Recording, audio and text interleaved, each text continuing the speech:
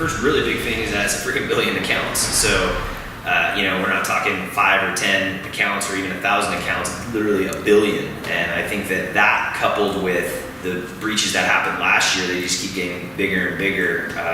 And so I think that it's just a lot of people that could be impacted by the attack.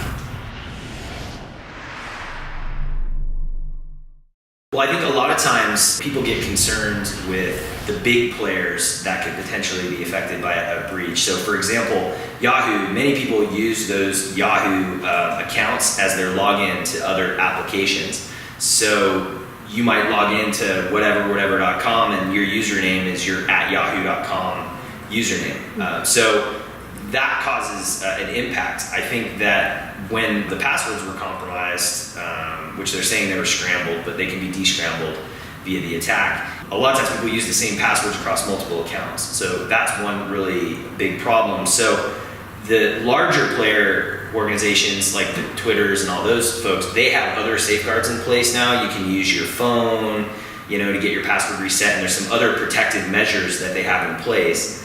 The second tier and the third tier applications and websites out there don't have those additional precautions yet. So organizations that are those second and third tier, which is the majority of them, not as many folks have as much security budget as the big players, they're going to start having to deal with a lot of fraud just because of the mass amount of accounts.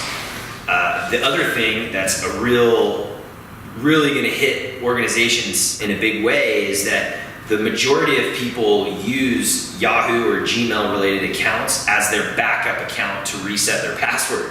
So that becomes really problematic, because if I go to this website and I have that account, I own the Yahoo account, I get information, I just can go to any account where you're using that Yahoo as your backup account, hit reset password, and it's going to send it to the secondary account. So as a result, for the majority of organizations, that's a humongous mess that's out there.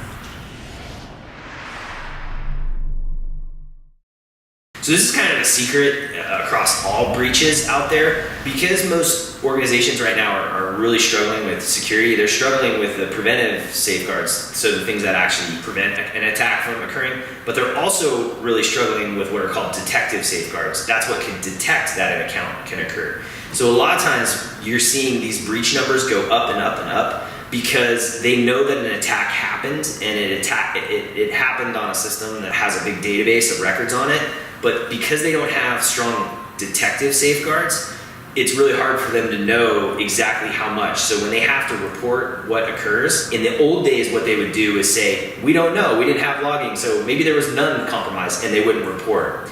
Well, that's kind of gone out of the wayside now, and now they're having to take the opposite approach, which is we still don't know exactly how much was compromised, so we have to do the majority of records that were on that system.